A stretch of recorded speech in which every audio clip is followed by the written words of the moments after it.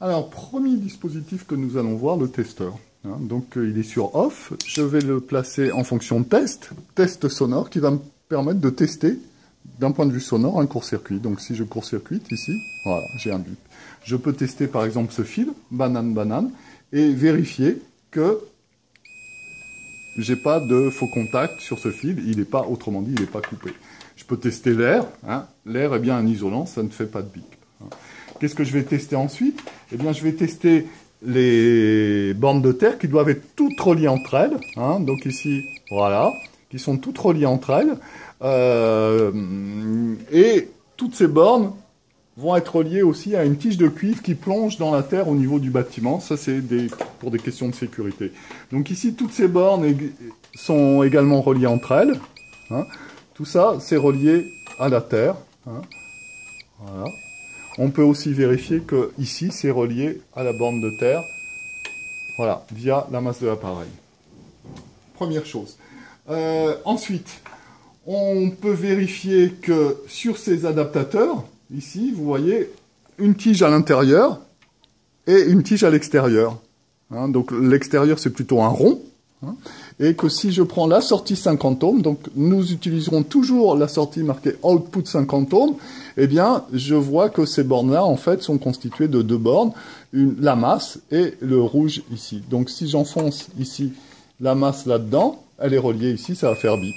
Okay, ici aussi, entre là, ça fait bip. D'accord? Donc tout ça, c'est la masse. Je peux vérifier que la masse, ici, est bien à l'extérieur. Hein, donc ici, ça va faire bip. D'accord? Alors que si je suis à l'intérieur de mon coax, en fait, eh bien, ça fait bip. D'accord?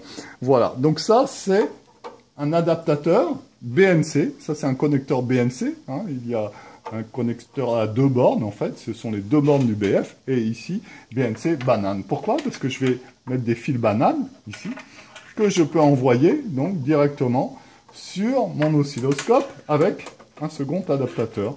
Donc là, j'ai fait, en fait, le schéma suivant. Hein. Donc, je relie évidemment la masse aux masses. Hein, et je vois ici mon signal, voilà, délivré par le générateur. Alors, on voit que comme les masses sont reliées entre elles, ce fil-là, en fait, est complètement inutile, hein, puisque c'est déjà relié, hein, l'extérieur est déjà relié à l'extérieur. Le signal, ce fil ici n'est pas fondamental. Par contre, évidemment, celui-là l'est. Hein. Donc là, j'ai réalisé ce circuit-là. Si j'enlève le rouge, j'ai ça. Hein, et donc là, j'enlève le rouge. Les masses sont déjà reliées entre elles, en fait, par ces bornes-là. Hein, donc le noir est déjà relié au noir ici. Je n'ai plus que ce fil-là à mettre pour visualiser le signal. Alors maintenant, on va regarder ce qui se passe lorsqu'on utilise un câble comme celui-là, qui va me permettre d'économiser ici ces adaptateurs et de brancher directement le BNC, ici, sur ce BNC. Donc en fait, ce qui apparaît ici comme un fil, est bien en fait constitué de deux fils, un à l'intérieur et un à l'extérieur. Donc ces câbles ont l'avantage de faire en quelque sorte cage de Faraday, en fait pas en quelque sorte, ça fait rigoureusement une cage de Faraday, ce qui évite de prendre des parasites. Donc là, on voit que c'est la même chose que ce que j'ai fait précédemment. Alors on peut se demander effectivement, on peut voir qu'ici par exemple, si j'ai ce fil comme ça, vous voyez, voilà, là je n'ai pas de parasite au niveau de mon signal d'entrée. Par contre, si je fais ça, comme ça, eh bien on va voir que en forçant le calibre, ici, voilà. Voilà, donc là, avec 20 millivolts, ça me fait une antenne qui capte tout le rayonnement autour du fil. Hein, alors que ici, en remplaçant avec ce câble-là, qui a sensiblement la même longueur, eh bien on voit que je n'ai aucun parasite. Hein. Donc tout l'intérêt du coaxial, c'est d'éviter tous ces problèmes de parasites et aussi de s'affranchir des adaptateurs. Donc on va utiliser de préférence, évidemment, ces câbles coaxiales avec adaptateur BNC. En particulier, alors, pour aller un petit peu plus loin, hein, on placera un T, c'est-à-dire ici quelque chose qui nous permettra de diviser le signal en deux.